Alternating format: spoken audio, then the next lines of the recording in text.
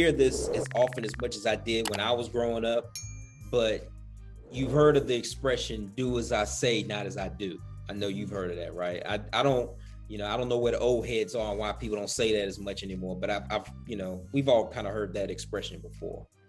And just to tell you like a little bit about me, right?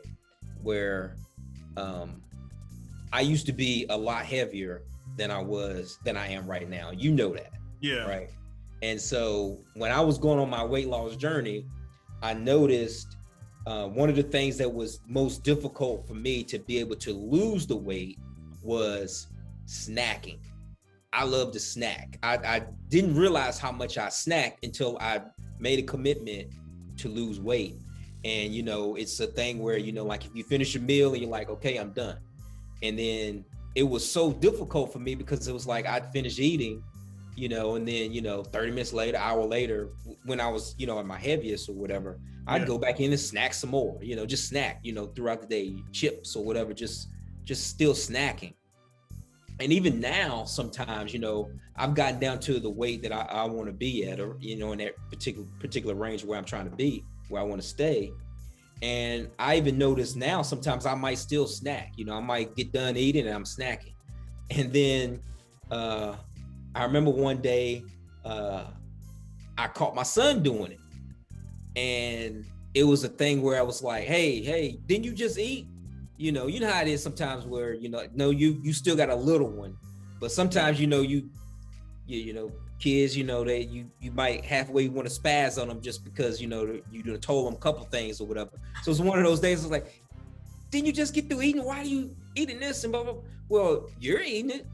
And I was like, you're right. I was trying to get him to do as I say, not as I do, but I was showing him action that, hey, I'm still snacking. So it's all right for him to snack too. So it's just those things, that's just a small, light example. Yeah. But dads, be careful with that mentality of do as I say, not as I do, because your kids are watching, and if you're telling them not to do this and not to do that, but you're still doing it, don't be surprised when they get of age or, even not of age to do certain things, that they're mimicking you, they're mimicking those behaviors, because you're one of the first teachers of your child. Yes. So you still got to be careful of your actions, even in that way, right? Yes. Kids are very impressionable. Yeah. And like you said, we're the first teachers of pretty much everything that's going on in the house. And we don't speak in absolutes, because there are some kids that grow up in certain situations and they're saying, I will not be like my mother. I will not be like my father. It's just how they are. Right. A lot of kids can break out from that. But if you want your kids to be a certain type of way, I would suggest that you show them the best example possible of what you want them to be when they grow up. Right. Because what they see, we are our environment. Like I said, again, I'm not speaking in absolutes. You always have somebody that can break through and change and not be like what they've seen their whole lives. But I'm just saying the chances of them turning into an adult and doing the same things that they saw their parents do, or parenting the same way they saw their parents do, that is high. It's a high chance that will happen. Mm-hmm. Like I said, I'm not speaking in absolutes, because we all see things that our parents might have done that we say, well, I saw my parents did this. Well, I'm going to do this. Well, I'm going to do it this way. I think that this might work better. Or I didn't like the way they did that. I'm going to do it like this, So I think we definitely have to be the example. And I know a lot of people don't want to show that example all the time. But whenever somebody told me something like that, don't do as I do as I say, it's like, you doing it for a reason. Right. Right.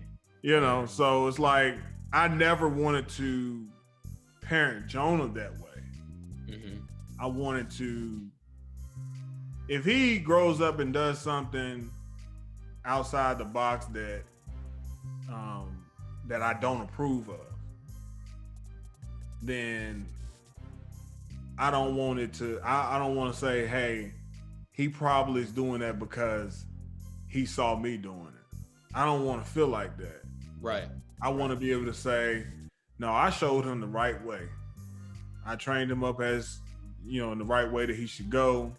And once he got grown, he decided to do A, B, and C, Right.